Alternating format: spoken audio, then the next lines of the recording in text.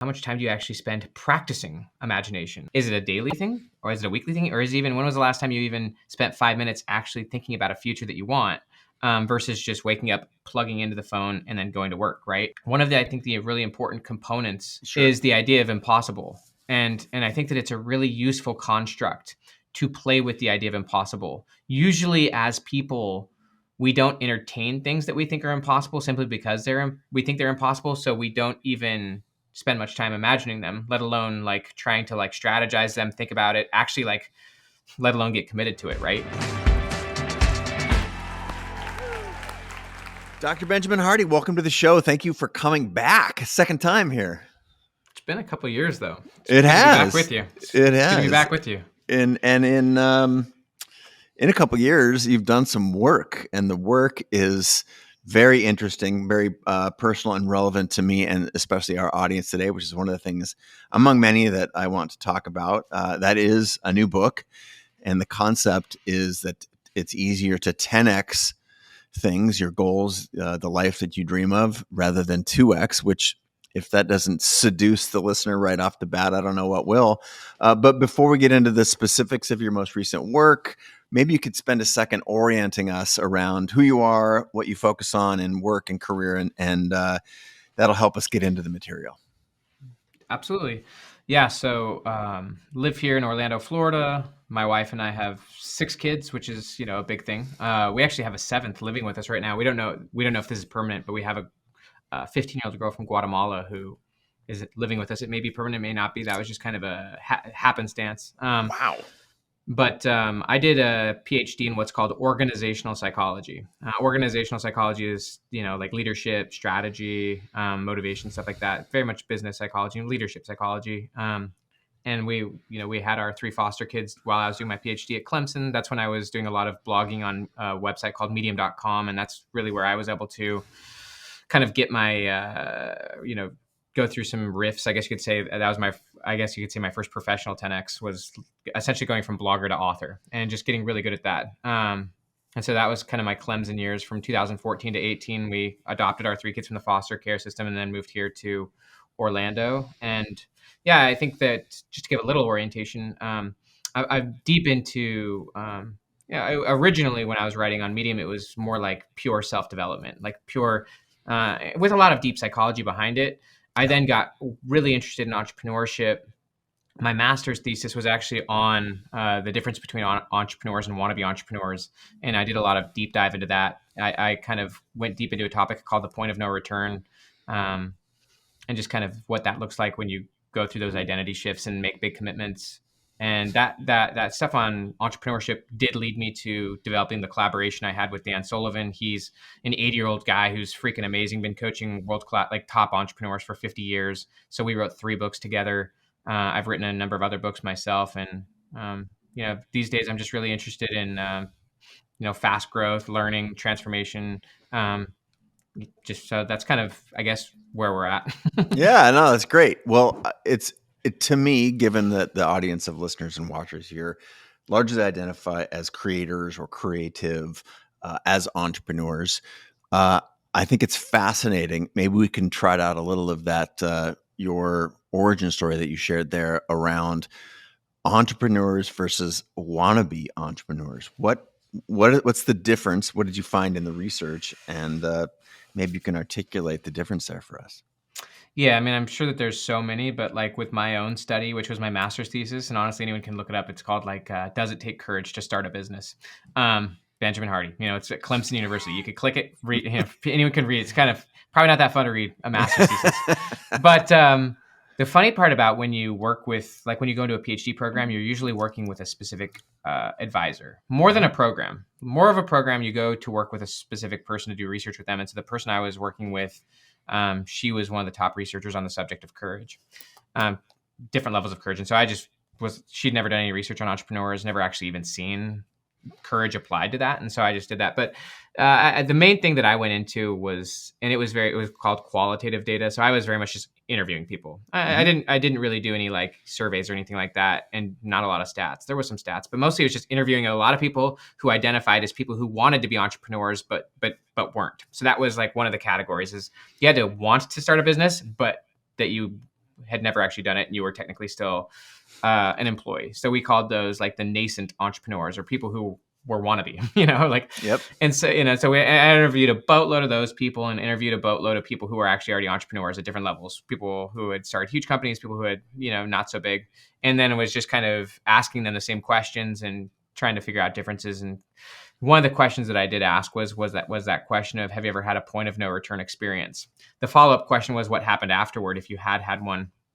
And the intriguing part is that many of the people who were kind of in the nascent category, they said no, but but a lot of them anticipated having a point of no return in the future. So as an example, like one of the people was like, if I can get X contract, then that will be my point of no return or something. So a lot of them, they viewed that idea of a point of no return being like a point when they actually like go for it, or like, let go of being an employee or whatnot. And so a lot of them anticipated in the future, but admitted, most of them said that they'd never had that. Whereas literally all the entrepreneurs I interviewed said yes. They had all had point of no returns, and many had multiple. I even interviewed Seth Godin, just as a fun one. And he said that, he's had many points of no return. I actually think we all go through those, like from a psychological standpoint, letting go of our past self in different ways. But as it related to the entrepreneurs, just going through that phase of going to some of it was making an investment, bigger investment. Some of it was leaving something behind, but just that idea of making big decisions and moving forward with them versus overly holding on was kind of one of the big differences.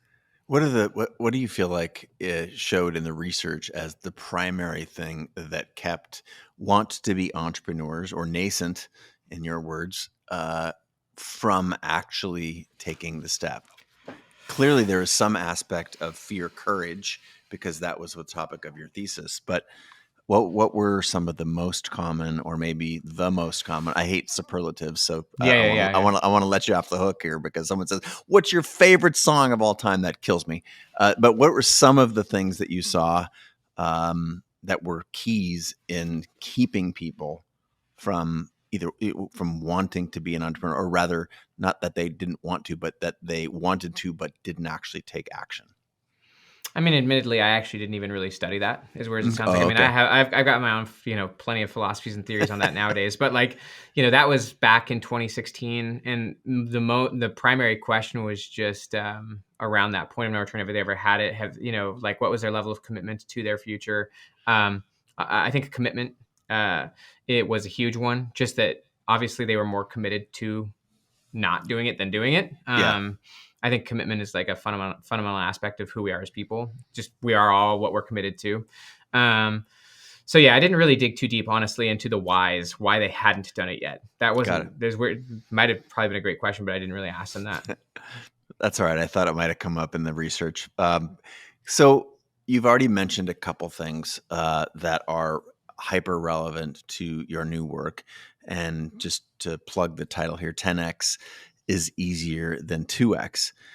What, like specifically identity? You and I were speaking briefly before we started recording. You have this concept of past self, current self, future self. And I'm wondering if you can start our way into this new material of yours by, what roles, like define each of those sort of terms for us, and what roles do they play in our ability to pursue and or achieve the dreams that we have, whether these are, entrepreneurial dreams or creator dreams, like most of our audience who is listening today. But we'll just leave it at dreams. Past self, future, present self, future self. What role does the identity play? How we think and speak to ourselves, what does that play in our ability to actually live those dreams? It's huge. It's huge. I love what you're saying. So identity, kind of, when you ground it all down, it's basically two things. It's the, narrative, as you said, story narrative that's driving who you're being. But it's also that which you're most committed to as a person. And so past self, present self, future self is huge, because obviously we all have past selves. We are in the present, and we also have future selves. But what's really crucial to understand when it comes to psychology is that people think about their past self, present self, and future selves the same way that they look at time. And how people are trained to look at time is that it's something that's outside of us, and it's something that's sequential over time, meaning like the past is behind us, the present is now, and the future's up ahead of us. And that those three are independent spheres, and that they're actually different from one another. The thing about psychology is that that's not actually how it works. What we're kind of trained in psychology, not everyone, but like how I was trained in psychology to think about it is that time is not sequential, it's actually holistic. And so what that means is that who I'm being right now fundamentally is based on how I frame my past and also how I'm framing my future. Like a really good example of that is Viktor Frankl. Viktor Frankl, Man's Search for Meaning, very much talks about like when people lost hope in the future, the present became toxic. It became like honestly meaningless and hard to bear. And therefore, like, you know, those conditions, Man's Search for Meaning being a discussion on the concentration camps, like people without a connection to their future ultimately like died in the present because they're, and so, you know, he was just very adamant that you needed hope in the future. You needed a future to be striving for in order to have meaning in the present. But I just think a huge insight that I think is a really big starting point, and it kind of lays the foundation. And we can go deep on the identity side, even, you know, however far you want to go on that before we go into the difference between 10x and 2x. But a common approach, and I think a trained approach that we have, especially here in Western culture, is to assume that the past is what's shaping the present, and to take the past and use that as the explanation for the present. That I am who I am because of my past. And that seems intuitive, but when it comes to psychology, it's the opposite way. It's the present that shapes the meaning of the past. And it always is that way. Even memory is a reconstruction. It's not a retrieval. You're not trying to retrieve files of past events. You're literally reconstructing them in the present. And so it's far more empowering, but it's also far more accurate to say that the present is what shapes the meaning of the past, and that you're always carrying the past with you, and that past is under constant revision or constant construction. And the more you know that, then the more you can let the present shape the past in useful ways, so that the past is an asset rather than a liability. So that's one. It's just that you're always carrying the past, but also then the opposite. With that knowledge, it's really important to realize you are not your past self. No one listening to this is their past self. 10 years ago, I'll go as far as to say 10 days ago. And the more you get used to realizing that you're not the same person you were in the past, and get better and better at recognizing that, appreciating it, and even defining it, the more what we call flexible you become psychologically. And that's crucial for identity, because you don't want to overly be identified with your past self. Not that your past self is anyone wrong, but just that here I am now, I can actually recognize ways I'm different than who I was last week. And that there are certain things that I absolutely would not say yes to today that I would have said yes to a week ago. But the same is true of future. And I'll just lay this out, and then wherever you want to go with identity. Great. But just as people typically take the past and use that to frame the present rather than the opposite way, we often take the present and we use that to frame the future. What I'm saying is what people typically do, and there's a lot of research on this. Harvard psychologist Daniel Gilbert, he did a lot of work on future self, is that people take the present and they use that to shape their view of their future self. The primary reason that they do that is that they lack the imagination to actually imagine a different future self, which is actually accurate. If you use the past, you recognize that you're not the same person you were in the past. The same will be true in the future. Your future self, very different from who you are. And so what you want to do psychologically, given that time is holistic psychologically, that the past, present, and future are all happening right now, is you want your future to be the dictator of who you are in the present. That's letting your future self decide who you are and what you do. So you let the future determine the present, and you always let the present determine the past. And this allows a lot more psychological flexibility, where I'm not my past self, but also pretty wildly and ridiculously, I'm also not my present self. Who I am in the present moment, as Daniel Gilbert would say, is as fleeting as the present moment. Therefore, I don't have to defend my current self or my past self, because I know that my future self will be different. And so you can then start operating powerfully as your future self, while at the same time continuously appreciating your present and your former self. So I just think that that's a really more powerful approach, and it starts to lay the foundation of 10x and 2x. But where do you want to go with that when it comes to identity? No, right now I'm envisioning like let's say like 30% of our listeners, like they just pressed pause and they went back and listened to you throw out these terms: past self, present self, future self, the relationship between them. They're listening to that again right now. And so my goal here is just let's just put a bow on those, and I'll try and do so. I love it through the vehicle of a question to you. So say what you said about time again. but put it in a way that someone who fears time, like time is fleeting, I got to be in a hurry, time is this thing that's running in the background. Talk to us, just give us 3 sentences if you can on time. Like, why is that construct not that helpful? That view of time? Yeah, the view of time. Like, there's just like, when I think of people who are listening right now, they're judging themselves because they haven't become who they want to be, or they're in a position right now where they ate donuts for the past 9 months. And oh gosh, I wish I could undo the past. And because future, it's going to be hard because I now had, 10 donuts a day for 100 days in a row. There's, and as you, wisely said, psychologically, we root that angst sort of in time. And my understanding of how you look at it is that there's this a little bit of that, like, that's not accurate. All of those things, boil down to some, basically, to now. How should they think about time? The people who are listening right now who might be confused. Yeah. And I'm grateful for that. And I know you love your audience, and I know that these are kind of heady ideas. Yeah. I think a really useful thing is to firstly utilize your past as a tool. I look at the past and future as tools for more fully operating in the present. So as an example, like if I have rigid views of my past, and we've all gone through hard things, even those 9 months of eating donuts, right? Like whatever, like I just think it's very powerful and very useful to realize that it's always you in the present that gets to determine not only what your past means, but what you can do as a result.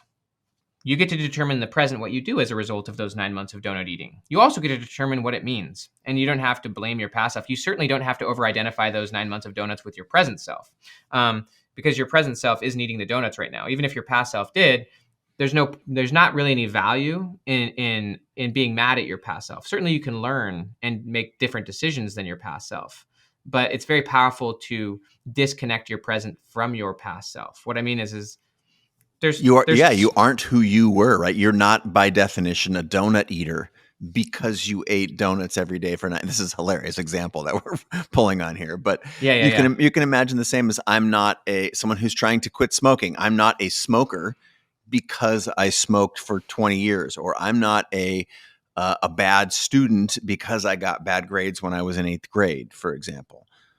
Yeah, and I try to not overly pull on even those kind of common approaches to identity, such as saying like, I'm not this, I am that. I think that in more simple terms, you can look at the past in different time frames, and I think it's really powerful to do this. Where go back to 2013, right? We're talking in 2023, and so go back to 2013 and just look at all the ways in which you're different from who you were back then. Think about the things that you valued back then, even the people you spent the most time with. Think about how you defined success back then. Think about the things that you've now done that your past self would have never even considered possibilities, right? And so like that's 10 years ago. You could also go back to 2020, like to 2020, go back to 3 years ago, right? And just think about the difference between who you are and what you're doing. And the easiest way to do this is to just think about, like, what are the things that you used to say yes to versus the things that you say yes to now, and the things that you said yes to back then that you absolutely would say no to now. A really important aspect of identity is, and I mentioned earlier, that which you're most committed to, and how I define that as a person is your identity is your standards. Standards and identity kind of fit together, and your minimum standard, which is the floor, represents the base of what you say yes to, and everything below that floor you don't say yes to. So as an example, if I do eat donuts, then that means that that's not below my floor. That means that it's above my floor because I'm saying yes to it. And so it's really powerful to look at where your minimum standard is as a person, and the things that you used to say yes to. It could be ways you spent your time. It could be people you said yes to. It could be activities you said yes to. And just recognizing that now there's certain things that you utterly would never do, not because your past self was a bad person, but just because it no longer meets the standard of what you would say yes to. So I think that that's a very useful way. And then just simply, you can do that on very smaller time scales as well. Like look back at 2023, go back to January. Think about who you were back then. Just think about the things you said yes to back then, the things that you were focused on back then, and then think about your own floor and think about what are some of the things at the beginning of the year that I was saying yes to regularly that now, like, no, I've weeded those things out. Like those, and not that, again, not that my past self's a bad person, but that it just has no interest for me for various reasons. And so I just think it's very valuable to do that, even on a weekly basis, genuinely. At the end of the week, look back and just be like, all right, how am I different from who I was at the beginning of the week? What do I now know that I didn't know then? Like what's now possible, or what am I now committed to, right? Because to the idea of you are what you're most committed to, how is my commitment different than what it was a week ago? What was I saying yes to a week ago that now I would say no to? Stuff like that. All right. So if I can make a punchline, and this is a generalization, that who you were yesterday doesn't in fact define who you are now or who you can be in the future. You've talked about past self, present self, future self. Let's try and tie this to the concept of identity. Before we get into this, what I'm fascinated with is obviously the title of the book being 10x is easier than 2x, or the concept rather. And what role does, relate to me, if you can, the spectrum of time that we've been discussing and the role that identity shapes, or that identity plays in shaping who we are. Yeah. So identity. So it's very powerful to have your identity rooted in your future self, the person you want to be, and getting better and better at not overly like there's a lot of wiggle room when it comes to future self. What Daniel Gilbert talks about is that people falsely assume that who they are in the present is who they're going to be in the future. So this is the idea of letting the present determine and shape the future, rather than letting a future, and maybe even a seemingly impossible future, called a 10x future, letting that future determine who you are in the present. Two totally different approaches to life, two totally different approaches to time. So from my view and Viktor Frankl's view, the future is the most powerful anchor for who you are in the present. In my mind, the present, think about it, all of us, like the present is very flexible. Like the present circumstances, the economy, my mood, there's so many things in the present that you don't want to base your reality on your present, even your present self. That would be a fixed mindset. But also your present circumstances, which are very variable. Instead, the future self that you want to be, that's a far more powerful anchor for what you can be and what you can do. And so from an identity piece, certainly you don't want the identity of your past self. And I argue you don't even want the identity of your present self. Instead, it's your future self, the person you want to be. It's kind of like the idea of first be, then do, then have, right? And so getting really connected to your future self and who that person is, and who they are, and then letting that be the deciding factor in who you are today and what you want to do. And when it comes to your past self, you don't need to, I'm loudly saying don't identify as your past self. You're not your past self. You certainly can, and I invite everyone to have a positive view of their past self. Even my dad, as an example, my dad was a drug addict. I can have a positive view even of my dad's past self. He's no longer a drug addict, but I can have empathy and compassion for my father for where he was at. And I don't have to frame him as a villain. I don't have to frame my own past self and eating 9 months worth of donuts as a villain. I can say that I am not my past self. They're amazing. Here are the ways my current self is different. Here's my future self and the person I want to be. And I'm going to let that future self to determine the choices I make here and now. And even in the present, looking at my life and recognizing a lot of my present life is actually more a reflection of my past self, not that future self. And that the future self is actually what shines the light on that. So I can actually make the decisions here and now, which things go and which things I go deep on. Is it as simple as, if we buy into your prescription, that the future self is the best way to anchor an identity? I am a person who, you're telling yourself a story about what future self wants. And is it as simple as pretending that you are already your future self? My future self, who is in shape, eats well. Again, these are very, very benign topics, but I'm hoping to make them benign so that you can apply them to things that are very individual and particular in your life. But let's just keep with the donuts metaphor. My future self is a person who is, fit, has is living a very long and rich, healthy life, and therefore my future self, or sorry, my present self then understands intuitively that eating donuts is not on the path, is not a piece of the path, or eating 10 donuts a day, rather, is not eating, is not Sometimes putting you got to myself do on that, that man. path. Sometimes when I'm writing a book and I am so broken, I'm gonna grab those donuts. I wanted to be clear, like No, some no, I donuts are got you. I good. got you. We're talking No, I about got 10 you. donuts a day. Yeah. I really like the quote that it's better to be a meaningful specific than a wandering generality. And I think that often when people talk about identity, they're speaking overly general. For example, using James Clear's language, I am a runner. I really don't like that way of talking about identity. I don't think it's, I think that an overly, none of people are not general, people are specific. And so I think it's more powerful to have a specific future self than a general future self of I am a runner or I am a healthy person to me, that's not how people actually identify.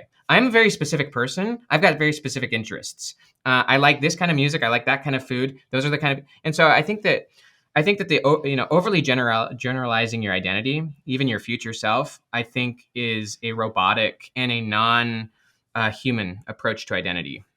And so when I think about future self, it's very much like get specific in who your future self is, what your future self is up to, what really matters to your future self. I'm a 230 miler, or sorry, a 230 marathoner. If that's what you want, if that's absolutely what you want, yes. When it comes to deliberate, like the idea of deliberate practice, the more specific the goal, obviously, the more specific the path. Yes. And so, yeah, it's very much more powerful to anchor your future self on specifics. If it is a 230 miler or marathoner, if that's like really a powerful experience you want to have as your future self, that is a much more powerful view than I am a runner to like, and so that you have something to anchor your process or your practice or your present to. And so, yeah, I think having specifics in your future and also just recognizing, I think that people don't like to anchor their future self to specific things. Like I wrote this book, right? Or like they don't, but those things are actually really powerful. And it's not that those actually define you. Those are just honestly maps. Like they actually give you direction. They give you something to focus on. They give you something to work toward. You're never actually like, no matter what, even if I achieve that, right? Even if I achieve that goal and now I actually hit the 230 marathon, of course, by the time I get there, I will have a future self. And so then that person will have a future self that then they can orient towards. But I think just defining out who your future self is and what matters so that then you can actually be focused in the present is very helpful. When I wrote my last book, which was called Creative Calling, there's a 4-step creative process. And the first one, it's basically the idea, IDEA, imagine, design, execute, amplify. What I found in my, I would say, research is, and also qualitative over quantitative, asking people, what I saw, what I experienced also myself was that it is so strange, and basically it's like hiding in plain sight, that one of the hardest things that we can do is the imagining part, imagining what's possible, mostly because we take cues from, a lack of information or a lack of something that would light us up. What role you talked about imagining, this future self. So, did you see the same that I did, that people really struggle to define something that they want to be or become? And what advice would you have for, those people who want to get better at this practice, the practice of imagining a future self, a future state that we would like to be? Yeah, it is. It is very difficult for people. One of the things that I think is important to ask the listener or ourselves is how much time do you actually spend practicing imagination? Like how much time do you actually, is it a daily thing or is it a weekly thing? Or is it even, when was the last time you even spent 5 minutes actually thinking about a future that you want versus just waking up, plugging into the phone and then going to work, right? Like how much time do you actually spend doing it in terms of practicing the skill? So I think that's, yes, imagination takes time. It takes skill. I view it as a continuous process. Like there's never a point when like I view very much the future stuff and even the past and future as like a draft of a book, right? It's something that's under constant revision. And so you don't need to like say, okay, got the future. It's perfect. Now I got that perfect plan. Constant revision. And a week from now, you can probably have a little bit of a different perspective. And so I think just giving yourself the space. I think giving yourself the space. I've really love journaling, obviously, and putting yourself in certain environments where you can like learn, even listening to this. Chances are you can use this as background noise for actually like thinking about possibilities.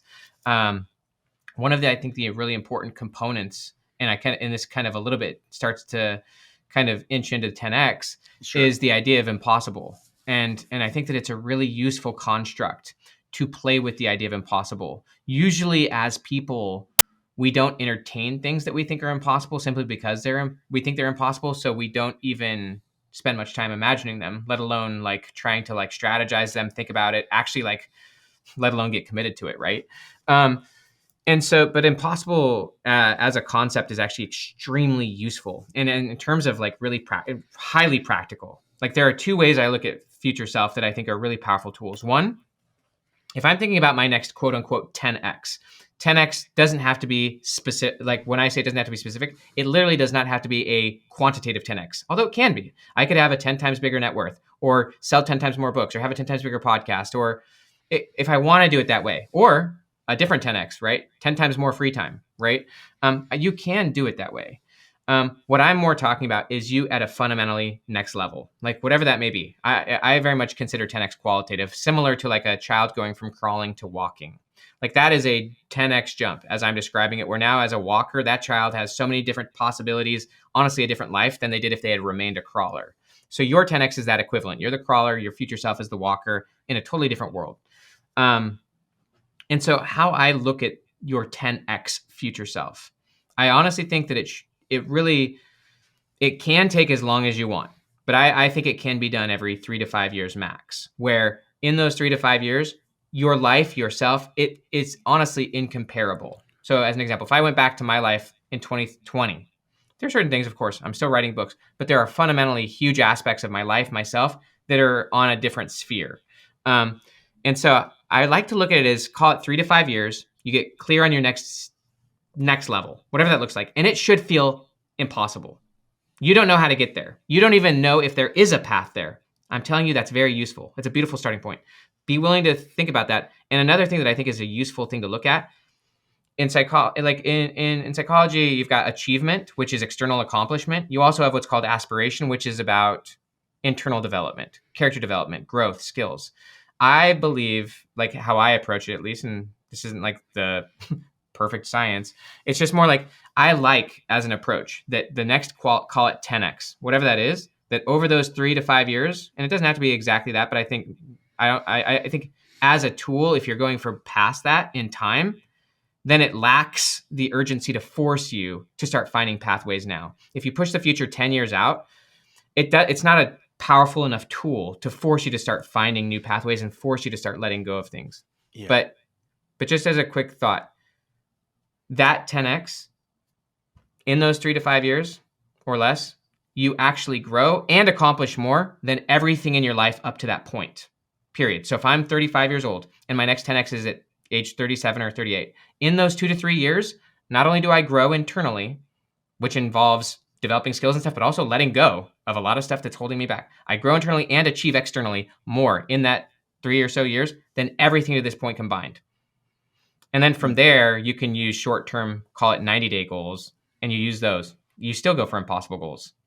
I have 90-day goals that are freaking impossible, and we can go into why that's a useful tool. But I think that just playing with these things allows you to start getting clear and start opening yourself up so that then you can start strategizing it. Specifically, you talked about, I think that's very, very helpful, like imagining a world, and whether this is 10X or possible, I think on the time frame that you shared, that's great. One of the keys I heard in there is journaling. What specifically would you recommend for journaling to start to understand these possibilities? Is it just playing with these 10X concepts of the difference between the you that is a crawler now versus the you that can be a walker in 3 to 5 years? Is that the topic that one ought to journal, or would you have a different recommendation? So one thing that's really important with all this that I think a lot of people, they don't allow themselves to do, and we actually talk about this in 10x versus 2x. A lot of people, they do things only because they think that they have to. Um, Often you get to even when people actually call it financially or externally successful, they then have a hard time thinking about their future self. They have a hard time finding a why, because now they've kind of accomplished the things that they need to, and they've never actually given themselves the space to do what they want to.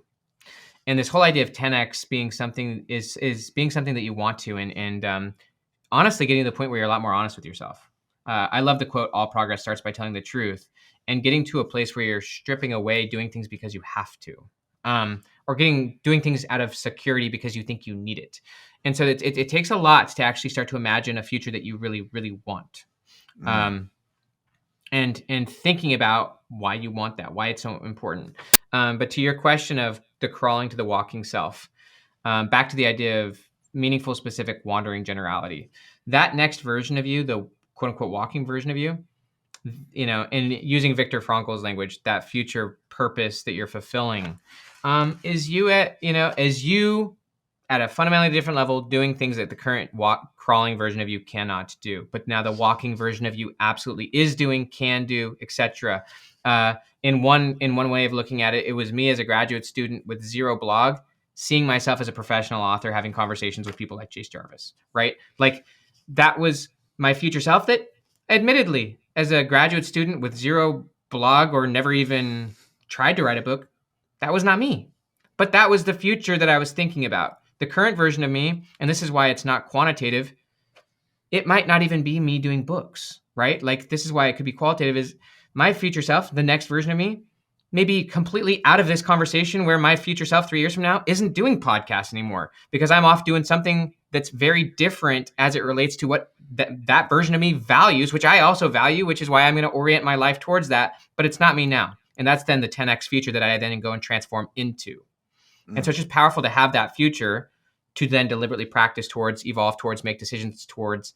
And it could be, and often is, very different from what you're doing now. It could be a continuation. I could very much just say, I want to just 10 times better the books I'm writing and sell 10 times more. And that's totally fine. But sometimes it's, if you really stretch it and really think about who you want to be and what you want to do, sometimes it then takes you out of what you're now doing. And that's a beautiful thing as well. All right, I'm going to put a pin in a couple of things and I'd like to shift our gear here, shift into the 10X, the book specifically, but it's really the concept around the book. The book is fantastic, by the way. The principle, I'm going to, in my own words, that I think my audience who are listening and watching right now will understand. But I then want you to take this, judge it. You can, maybe put some window dressing on it or correct me where I make a mistake. But I want to get to the heart of how and why you think this is valuable. So the concept is that most of us go through life thinking, I want to get incrementally better. I used to be able to do 20 push-ups. I want to be able to do 25 because 25 is more than 20. And that's me getting better. This is historically a very popular idea, like set goals that are achievable, create momentum, and you'll be on your way.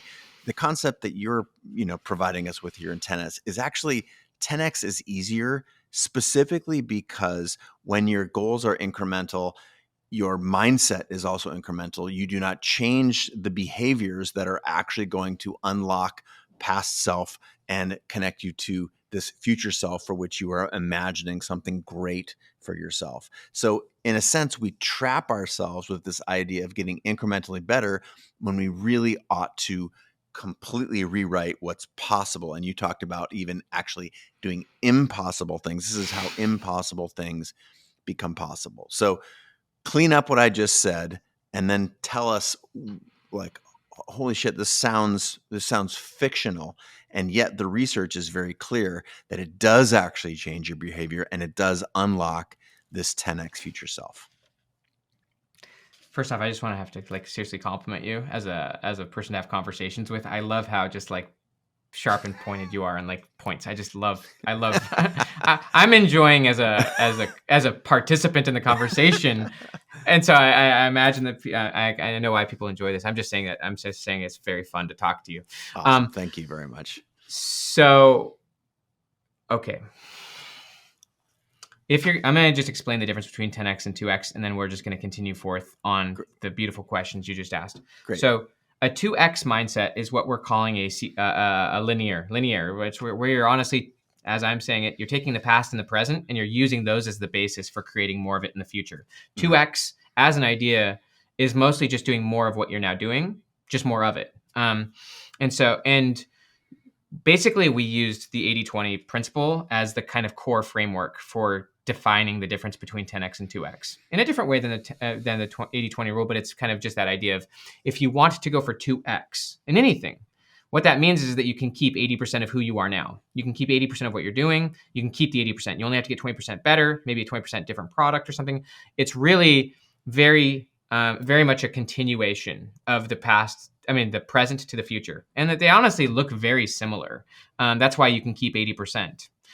And then 10x is very different. And by the way, I'll just say if you're going for 2x or going for any form of very small progress, one of the reasons why that's painful and difficult is that it's not a big enough difference to define what's actually useful. Call it to define the 80 from the 20. When you make the future 10 times different, 10 times bigger, one of the reasons that's a very useful tool, and one of the reasons it starts to make life a lot easier, is that because that future is so big, so different, you actually have no clue how to get there. It actually does seem impossible, and I invite you to make it impossible. Genuinely. One of the reasons why you want to make it impossible is that now you don't know how to do it. Therefore, now we're no longer operating from the past. That's a beautiful place to be. But because that future is so big and is impossible, the beautiful aspect of that is that almost everything you're doing right now won't work to get you there. Definitely not 80% like you are if you're going for 2x. It is so far away, so different, so impossible that almost nothing you're doing right now will get you there. And that's exactly where you want it to be. And so using the 80-20 model, what we kind of use as just kind of shorthand framework is that if you're going to go for a 10x future, 80% of what you're doing right now won't work. 80% has to get weeded out, has to get filtered out. This is the idea of the future as a filter. A 10x future is a really good filter because it forces you to look really intensely at everything you're doing and to realize almost all of it, and this is kind of a hard truth, but almost all of it is past self. Almost none of it is future self. Call it the 80% of everything in your life is what you're holding on to out of emotional security, out of habit, out of paycheck, out of whatever it is, you're holding on to it solely because it's an emotionally secure thing. And we like security, we like stability. And so what happens when you call it the 10x future? First off, beautiful filter. You know that almost nothing you're doing right now will get you there. And so it just shines a light. You don't have to let go of the 80%, but at least it now shows you what it is. And then it forces you to go and find the much more effective pathways, people that might get you there. And so it allows your brain to start looking for the new pathways, the new opportunities that it wouldn't have been looking for. In psychology, we call it selective attention, that you honestly find what you're looking for. But if you're not even thinking about it, of course you're not looking for it. And so you can then start to find and look for that 20% of things that can take you there. I'm happy to go as practical as you want on this. You ask whatever you want, but I mean, there are very very specific ways you can really apply this. Well, again, I want to continue to sort of anchor sort of with these sort of milestones along the way through our conversation here. You said one thing that I would like to get clarity on, and that is this is a beautiful place to start from. And the voice in my head, as someone who believes this concept wholeheartedly, I'm very passionate about this, as we described before we started recording. Your book has done such a beautiful job of putting, words and framing around a thought and a feeling that I've had in my life. And so, I thank you. That's one of the reasons I wanted to have you back on the show. But I'm trying to think of the counterpoint, which is like, wait a minute, Ben just said, great, you have to throw out 80% of your life, and that's an excellent place to start from.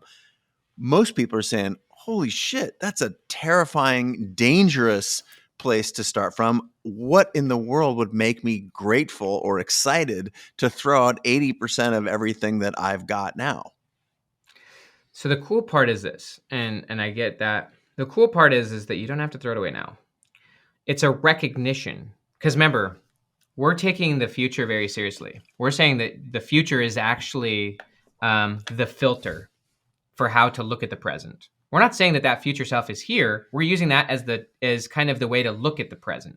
And so it allows you to look at the present and say, okay, if that future self was true, it might take 3 years, might take 5, who knows, that most of this stuff's not going to be there. I don't have to get rid of it all now, but over the process of becoming that future self, call it over 3 years, I know that 80% of this stuff's not going to be there anymore. I'm not saying I have to get rid of it all now, but I at least am now being honest with myself that a lot of this stuff I'm holding on to, I wouldn't really keep if I didn't think I had to. And I absolutely wouldn't keep if I was my 10x future self. In fact, it wouldn't have been there. I would have had to let go of it in order to become that 10x future self. I'm going to throw something in there just so we have something to grasp onto. Let's just go. I want to be a 2:30 marathoner. That's my future self. And so I've got to let go of 80% because that right now I'm saying not even a runner, and I'm going to be a 2:30 marathoner. The things that I am now aware of and getting used to, getting comfortable with letting go are that, I may want to change how physically I show up in the world. And I may want to have a different set of habits and practices. I may want to change, focus on things like VO2 max when right now I don't have any idea, but I know that would probably be in your 20%. That might be in the 20% of things that really matter to get really good at. Yeah. Yeah. But the point there is that, and again, I'm trying to be specific here so people can grasp these, what I think are really insightful, but also counterintuitive concepts that, I now have to recognize that, again, this 80-20 principle is we're speaking sort of roughly here, but just that there are so many aspects of the vision that I have of myself as a runner that I've got to let go. One, that I'm really not one. One, that I may need to change my physical body composition. Two, I may need to change my mental practices to start to visualize the possibilities. I think about the 80% very practically. Okay. Seriously, I think about the 80% as activities. They're things I'm doing. So as an example, maybe in the 80%, I'm no longer, doing X activities, whatever it is, spending 5 hours a day on social media. That might be in my 80%, right? It could be habits, right? It could be things I'm doing, eating the donuts, right? It could be people I'm with, right? It could be, and so activities could even include like a job, right? Or a role that you play. I think about them very much like they're things, like things that I'm either doing. So they're things I'm doing that I can stop doing. They're people I'm with that I can stop being with or less with. And so they're things that literally you can truly let go of. They can be ideas in your head. Certainly fear can be a part of the 80%. I mean, we don't ever overcome fear entirely, but like holding on to people's opinions and stuff like that can be part of the things you've got to let go of. So yeah, let me give an example that I think is easy for people to understand. And then I'm actually honestly going to give my current self as an example. Great. So like to the idea of the runner, the example I use in the book and I think it really helps people with is my son, Caleb, who's a tennis player. This one really helps people get it is that my son, Caleb, 15 years old, an amazing tennis player. He really wants to be a college tennis player. Like that's his future self. That's the future that's in large part shaping the stuff he's doing in the present. And his coach, when I was writing 10X is easier than 2X, which is about a year ago, he has now a different coach, a better coach. But, the coach back then was just pushing him and just saying, Caleb, what's your goal? Just trying to understand the kid he's coaching so that he can coach him in a different way. And Caleb just said, I really want to play in college. And his coach pushed him. His coach said, well, why isn't your goal to go pro? Just honestly, just messing with him. And Caleb said, I don't know. Like he just honestly, that was not part of his goal. That's not part of his future self. He's not that committed to tennis. But I just thought it was a useful idea. And so I was asking Caleb the question, Caleb, when we were driving home that night, I just said, Caleb, what do you think? Do you think you could go pro? Like I was just honestly messing with him. And he's just like, I have no idea. This is the idea of if it's an impossible goal, you usually don't entertain it. You're definitely not committed to it and you're definitely not strategizing it. But I just asked him, Caleb, do you think that you're actually on a current trajectory? Do you think you're on a path that's actually going to get you to college? And he said, I don't know. I think so. I said, what about pro? Like, let's be honest. Is your path going to get you to pro? And he knew. He said, no, absolutely not. And so like, here's kind of one of the really important points is that I live in Orlando and there are hundreds of coaches here in Orlando. Like there are, think about it in terms of pathways. There are infinite pathways, not infinite, but there are there are large numbers of pathways that could get him to his college goal. He could possibly get there by playing on any high school in our city. And there's a lot of good coaches there. But if he actually truly made the goal pro, which would be an equivalent of a 10x, it would be an equivalent of an impossible goal, to the idea of almost nothing would work. He couldn't play high school tennis if his goal was to go pro.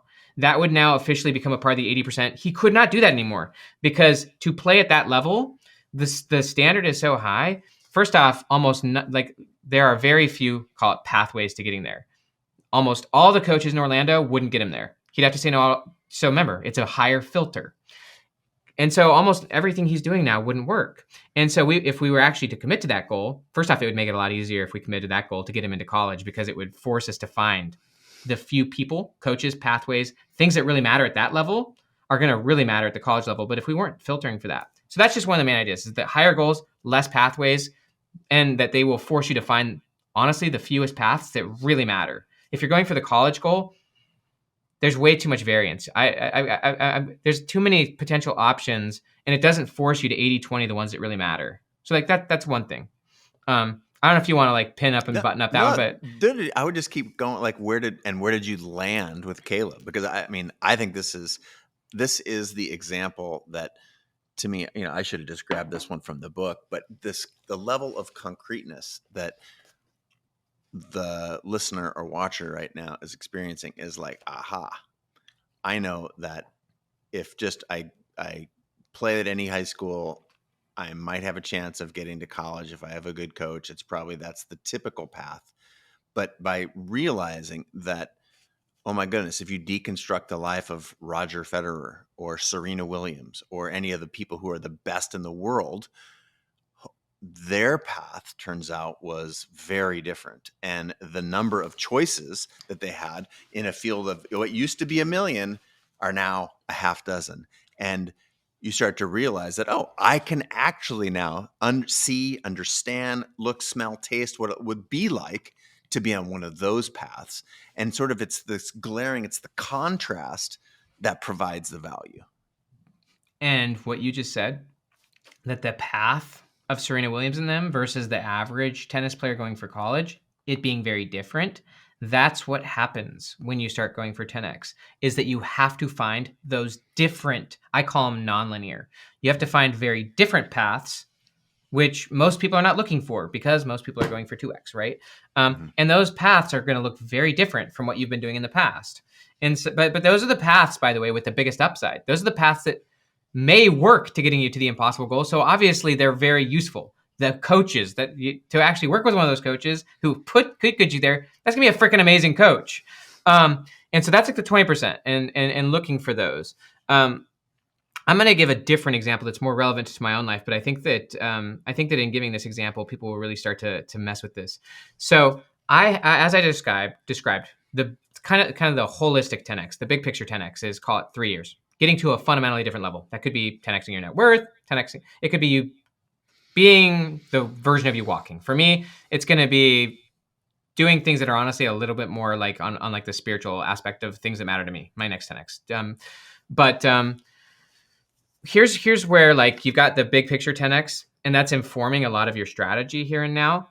What I like to do, and I think it's really useful, is I really love 90-day timeframes, and that every 90 days, I actually pursue impossible goals on 90-day timeframes that are, of course, relevant to my big picture future stuff that I'm going for. And so over a 90-day period of time, it's powerful to have impossible goals for those 90 days. And then to use those impossible goals as a filter for what you do here and now. So let me give myself as an example. Q4 of 2023, I set some goals that honestly, I'm probably not going to get anywhere near hitting.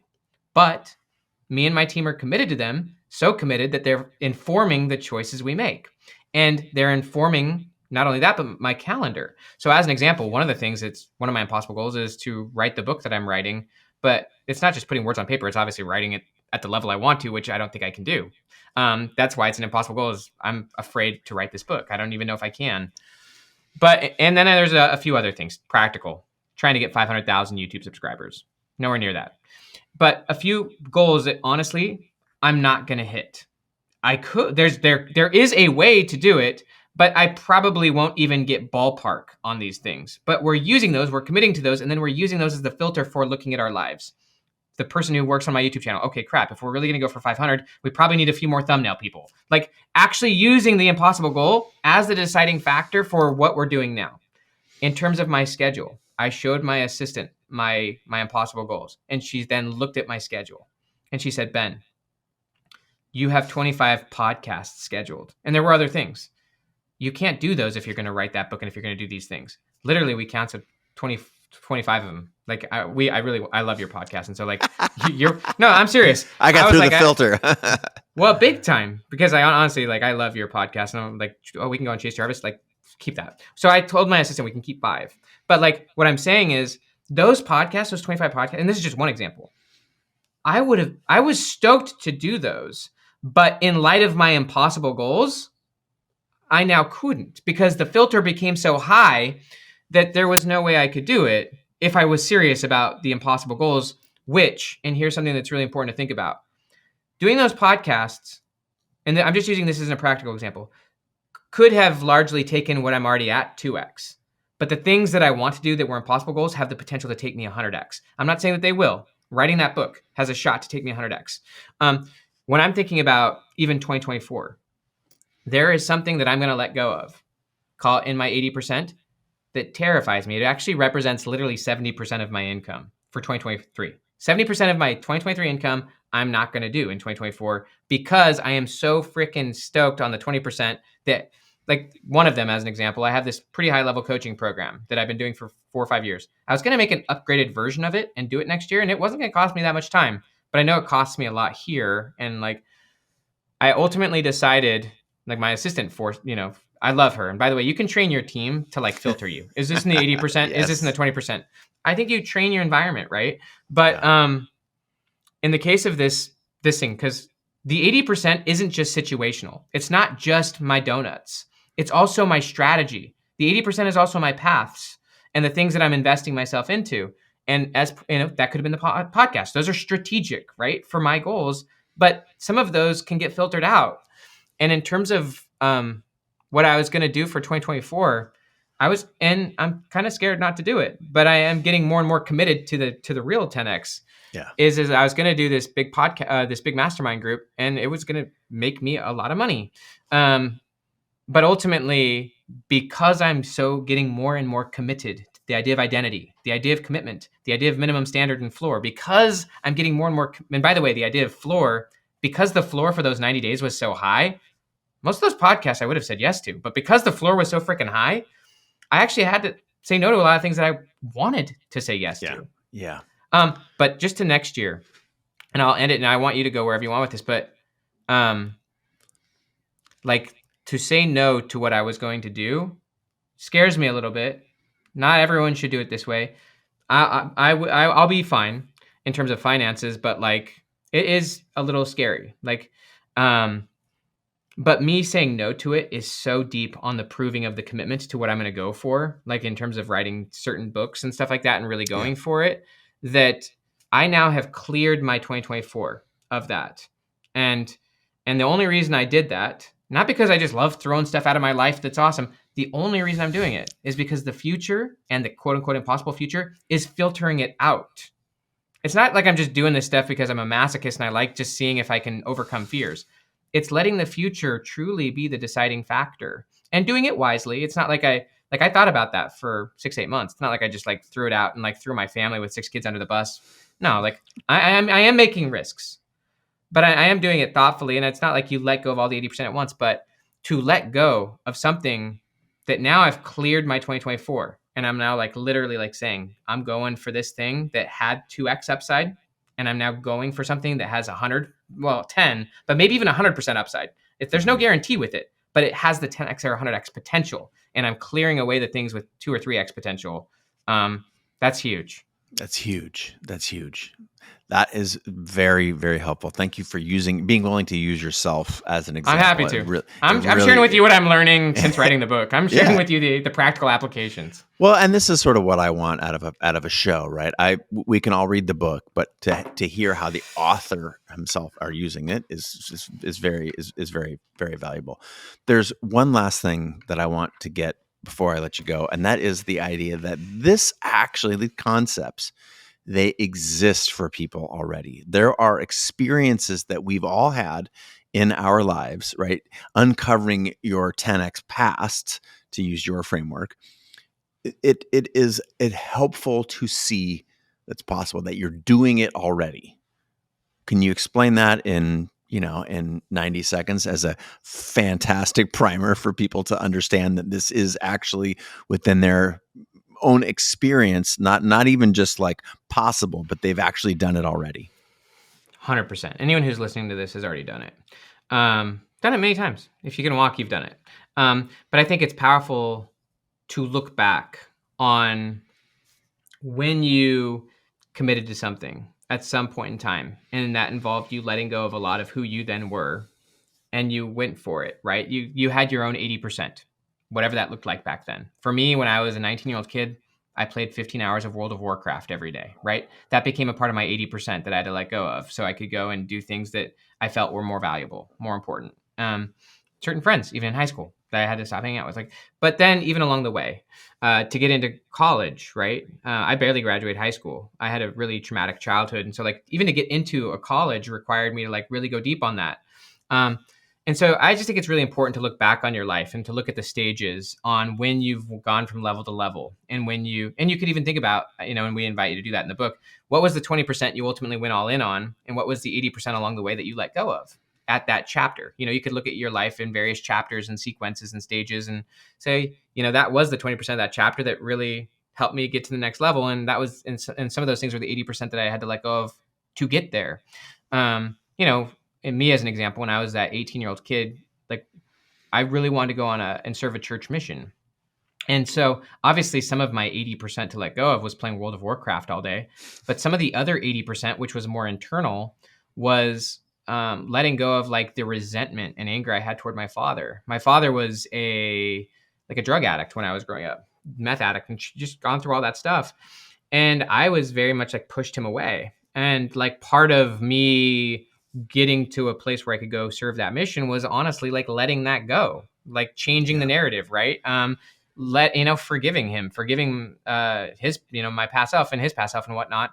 And so a lot of the stuff we let go of is just attachments, things we're holding on to, views. That's part of reframing your past. It's just, and even the story of the story I had of my dad. He had to stop being a villain. He had to start being a hero, start being a friend. And so a lot of the 80% you let go of along the way is internal. A lot of it is situational, video games, friends, could be a job, could, for me in this case, be that mastermind podcast, whatever it is.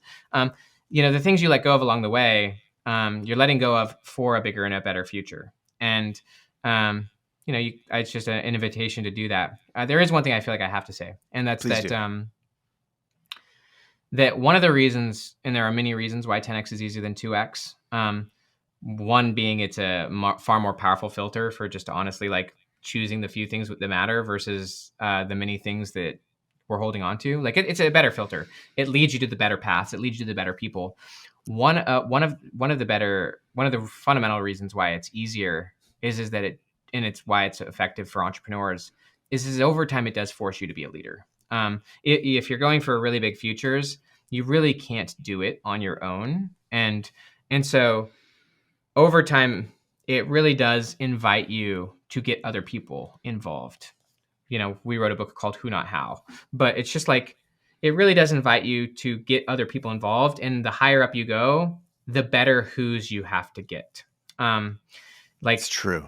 Community is so critical. Yeah, better who's in terms of people, friends, but even if you're an entrepreneur, the people on your team, me as an editor, as a book writer, to write the book that I wanted to write, this book, 10x is easier than 2x, I had to get an editor that was better than the one for my last book. Because I just needed that level of like back and forth. And so as you have bigger and bigger visions or goals or whatnot, the people along the way to help you will get better with you, because you just need that level of quality and depth. It really is about depth and quality as you go up and up.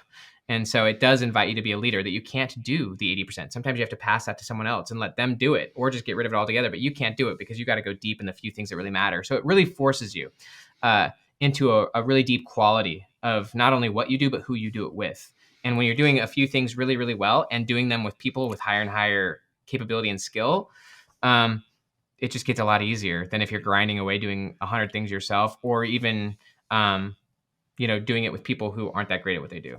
I can personally attest and vouch for that. The best things that I have sort of accomplished, the 10x versions of myself, looking backwards, were largely around who I, held as examples and who I surrounded myself with. And I think that's an amazing attribute of being in community as well.